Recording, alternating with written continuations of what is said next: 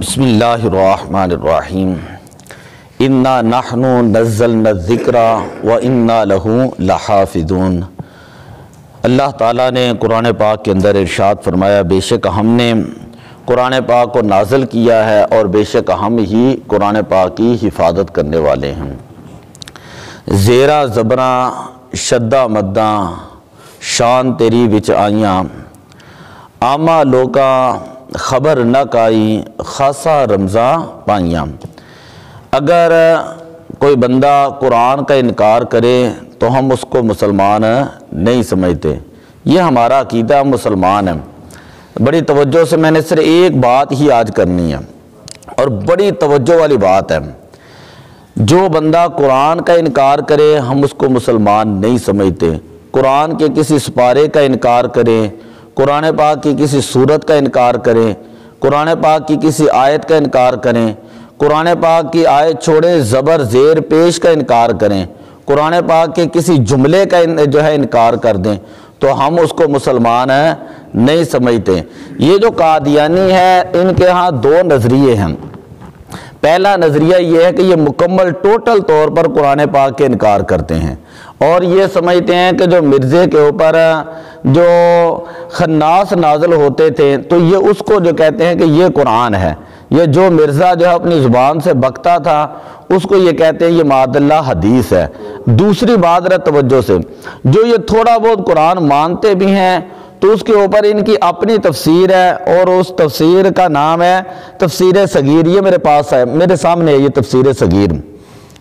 آپ پڑھنا تو اس کو دور کی بات ہے، ہم ان لوگوں کی کتابیں عوام کے سامنے رکھتے ہی نہیں ہیں جو ان کے اندر غلط عقائد ہوتے ہیں، کیونکہ ہر بندے کی اتنی سمجھ نہیں ہوتی، وہ بندہ متاثر ہو سکتا ہے۔ اس کے نیچے انہوں نے لکھا ہے مرزا بشیر الدین محمود احمد، یہ مرزا غلام احمد قادیانی کا بیٹا تھا اور نعوذ باللہ من ذالک آپ اس کو دیکھ سکتے ہیں کہ ساتھ ہی انہوں نے اس کے ساتھ رضی اللہ تعالی عنہ لکھا ہوا ہے،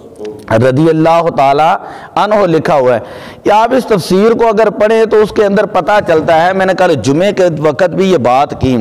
کہ اس کے اندر انہوں نے لکھا ہے کہ جو مرزا غلام قادیانی کے مرید ہیں معاذ اللہ وہ صحابہ ہیں۔ اب دیکھیں انہوں نے اپنے بیٹے کے ساتھ رضی اللہ تعالیٰ عنہ لکھا ہے اور پاکستان کا آئین ہے 298B، اس کے اندر یہ موجود ہے کہ کوئی قادیانی غیر صحابی کو صحابی نہیں کہہ سکتا اور غیر صحابی کے ساتھ رضی اللہ تعالیٰ عنہ نہیں لکھ سکتا۔ پھر اس کے اندر میں نے آپ کو بتایا کل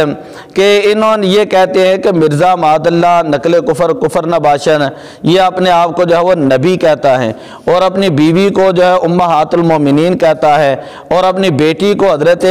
معاذ اللہ نقل کفر نباشن حضرت سیدہ نساء کہتا ہے، یعنی حضرت فاطمہ کہتا ہے۔ اور پھر اس کے بعد یہ جو ان کا قادیان ہے، قادیان کو یہ لوگ مکہ کہتے ہیں، پھر کہتے ہیں یہ ہجرت کر کے یہاں ربوے کے اندر آیا اور ربوے کو جو ہے یہ مدینہ کہتے ہیں اور ربوے کا جو قبرستان ہے اس کو یہ جنت البقیع کہتے ہیں۔ اور جو قادیانی کو نہیں مانتے، یعنی مرزئی کو نہیں مانتے یا غلام قادیانی کے نبوت کو نعوذ باللہ من ذالک جو جھوٹا نبوت کا دعوے دار ہے، یہ سمجھتے ہیں وہ سارے کے سارے لوگ کافر ہیں، ان کا قتل کرنا بھی واجب ہے اور ان کی جو بیویاں ہیں وہ مشرکہ ہو چکی ہیں اور ان کو بغیر نکاحوں کے رکھنا جائز ہے۔ یہ میں نے تھوڑی سی بات کی اور ہم لوگ بار بار ان کے عقائد بیان کر رہے ہیں، حالانکہ یہ ایسی چیزیں نہیں ہیں کہ اس کو اتنی جلدی پوائنٹ آؤٹ کیا جائے، عوام کو اتنی سمجھ نہیں آتی۔ ان کو آپ کسی کے ساتھ لگا دیں وہ یہ سمجھتے یہ تبلیغ ہو رہی ہے، وہ یہ سمجھتے یہ پتہ نہیں دین کی باتیں ہو رہی ہیں اور چند دنوں کے اندر وہ ان کا رنگ جو وہ اپنے اوپر چڑھا لیتے ہیں۔ یہ بڑی پکی بات ہے ہمارے یہاں سادہ لوگوں کی۔ تو میں یہ کہتا ہوں آپ نے یہ تفسیر دیکھی، جس تفسیر کے ٹائٹل کے اوپر مرزا غلام قادیانی اپنے بیٹے کو صحابی کہہ رہے ہیں، اس تفسیر کے اندر کتنا گند ہوگا اور کتنی یہ باتیں ہوں گی۔ تو ہم کہتے ہیں انا نحن نزلنا الذکر وانا لہ لحافظون، اللہ نے فرمایا ہم نے قرآن نازل کیا اور ہم ہی قرآن پاک کی حفاظت کرنے والے ہیں۔ پچھلے دنوں جج نے یہ آیت کریمہ بھی پڑھی اور کہا کہ جب اللہ تعالیٰ یہ کہہ رہا ہے کہ ہم نے قرآن کو نازل کیا ہے، ہم قرآن کی حفاظت کرنے والے ہیں تو ان کو جو مرضی کرنے دیں۔ جب اللہ قرآن کا محافظ ہے تو وہ جو مرضی کریں، قرآن کو کوئی نقصان نہیں ہو سکتا۔ تو اس کے جواب ہم دیتے ہیں۔ بھئی اس کا جواب تو سادہ سا یہ تھا، اللہ نے قرآن کو نازل کیا۔ پچھلے چند سال پہلے امریکہ کے اندر ایک عیسائی پادری تھا جس کا نام تھا ٹیری جونز، اس نے قرآن پاک کو جلایا تو مسلمانوں نے پوری دنیا کے اندر احتجاج کیا۔ آج سے 8 مہینے پہلے قرآن پاک کو جلایا گیا، پوری دنیا کے مسلمان جو غیرت مند تھے انہوں نے احتجاج کیا۔ یہ جو اللہ کہتا ہے نا میں حفاظت کرنے والا ہوں، میں دین کی حفاظت کرنے والا ہوں، اب اس کا مطلب یہ نہیں کہ ہم قرآن پڑھنا چھوڑ دیں، اس کا مطلب یہ نہیں ہے کہ اللہ کہتا ہے میں نے دین کی حفاظت کی، علماء بات کرنا چھوڑ دیں، علماء لوگوں کو نماز کا کہنا چھوڑ دیں کہ اللہ دین کی حفاظت کرنے والا ہے،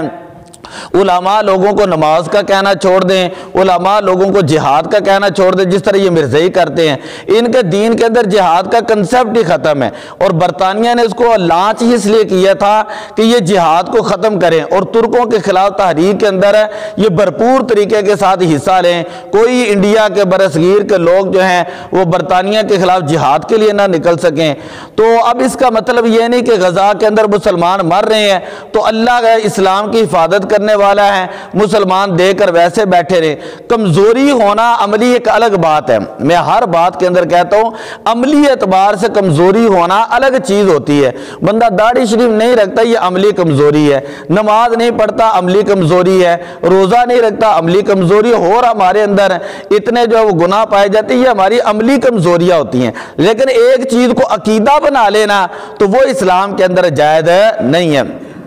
وہ تو اِنَّا نَحْنُ نَزَّلْنَا الذِّكْرَ وَإِنَّا لَهُ لَحَافِظُونَ کے 2 مطلب ہیں۔ پہلا مطلب تو یہ ہے کہ اللہ تعالیٰ آج بھی قرآن پاک کی حفاظت کرنے والا ہے، اور قرآن پاک نبی پاک صلی اللہ علیہ وسلم کا سب سے بڑا معجزہ ہے، اور اس نے الحمدللہ قیامت تک قائم رہنا ہے، اور قیامت تک اس کی زبر، زیر، پیش، شد، مد، وقف، وصل کے اندر کبھی کسی قسم کی کمی اور زیادتی نہیں ہو سکتی۔ غلط کوئی بندہ پڑھتے پڑھ جائے وہ اس کی الگ بات ہے، لیکن قرآن کے جو اتھینٹک اصول ہے اس کے اندر تبدیلی نہیں ہو سکتی۔ دوسری بات یہ تھی کہ جج کو یہ چاہیے تھا، وہ کہتا وہ یہی آیت پڑھ کر آگے یہ کہتا کہ اللہ نے قرآن کی حفاظت کا ذمہ لیا ہے، ہم مسلمان ہیں، ہم لوگوں نے کلمہ پڑھا ہے، اور اللہ تعالیٰ نے ہمیں مکلف بنایا ہے، جس طرح اللہ نے ہمیں نماز کا مکلف بنایا، روزے کا مکلف بنایا، جہاد کا مکلف بنایا، اور نبی پاک کے اوپر ایمان کا مکلف بنایا، اہل بیت کے اوپر ایمان کا مکلف بنایا، تو اسی طرح اللہ نے مسلمانوں کو مکلف بنایا ہے۔ اگر کسی مسلمان کے سامنے قرآن پاک کی بے حرمتی ہو، قرآن پاک کو جلایا جائے، قرآن پاک کے غلط ترجمے کیے جائے، تو مسلمان مکلف ہے، مسلمان کا حق بنتا ہے، مسلمان کے غیرت کا طریقہ کار یہ کہ اس کو اسی وقت روک دے۔ تو جج کا کام یہ تھا، وہ یہ کہتا کہ یہ جو تفسیر صغیر ہے اس کے اوپر بیان کرنا چاہیے اور اس کے اوپر پابندی لگنی چاہیے، کیونکہ اس کے اندر جو ہے وہ ساری کی ساری خلاف اسلام جو ہے وہ چیزیں ہیں، بجائے اس کے اس کو بیان کرنے کے وہ ان کو کھلی چھٹی دے رہا ہے کہ چلو وہ جو مرضی کریں، قرآن پاک کی حفاظت کا ذمہ تو اللہ نے لیا ہے۔ تو یہ قرآن پاک پڑھ کر، قرآن کی آیت پڑھ کر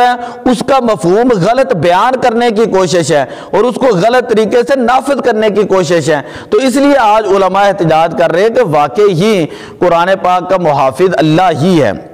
قرآن پاک کا محافظ ہے اللہ ہی ہے۔ قرآن پاک کے اندر میں آخری بات کر رہا ہوں، قرآن پاک کے اندر 2 چیزیں ہیں، اللہ تعالیٰ نے 2 چیزوں کا بیان کیا۔ ایک اللہ تعالیٰ نے فرمایا کہ میں قرآن پاک کی حفاظت کرنے والا ہوں، اور دوسرا 6 پارہ ہے، اللہ تعالیٰ نے فرمایا واللہ یعصمک من الناس، اے پیارے نبی صلی اللہ علیہ وسلم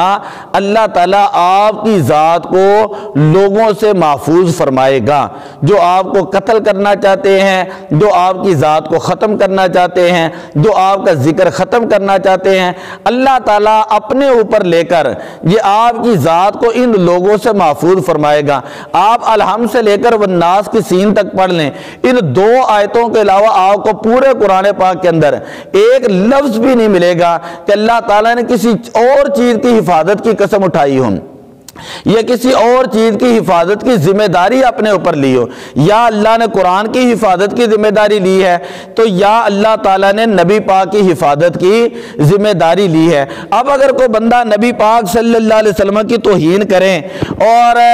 جج یہ یا عوام یہ یا کوئی بندہ یہ کرے کہ اللہ تعالیٰ نے نبی پاک کی حفاظت کی ہے تو صحابہ کو کیا ضرورت تھی کہ مسیلمہ کذاب کے خلاف جانے کی، یا مسلمانوں کو کیا ضرورت ہے احتجاج کرنے کی؟ تو گویا وہ قرآن صحیح پڑھ رہا ہے، قرآن کے اوپر اس کا ایمان بھی صحیح ہے، لیکن وہ اس کا مفہوم غلط بیان کر رہا ہے، وہ اس کا مفہوم غلط، ترجمہ اگرچہ صحیح کر رہا ہے لیکن اس کا مفہوم غلط بیان کر رہا ہے۔ کہ جس طرح کسی دور کے اندر یہ وہابی لوگ کرتے تھے کہ آیتیں ہوتی بتوں کے نام کے اوپر ہیں، آیت صحیح پڑھتے، ترجمہ بھی صحیح کرتے ہیں، لیکن اس کو منسوب کر دیتے اولیاء اللہ کی طرف، یعنی اللہ کے ولیوں کی طرف، کہ اللہ کے ولیوں کے درباروں پہ نہیں جانا چاہیے، وہ کچھ دے نہیں سکتے، وہ کچھ کر نہیں سکتے، تو اس کو کہتے ہیں مفہوم قرآن بدلنے کی واردات، مفہوم قرآن ہے بدلنے کی واردات۔ تو پھر میں یہی کہتا ہوں کہ زیرہ زبراں شدہ مداں شان تیری وچ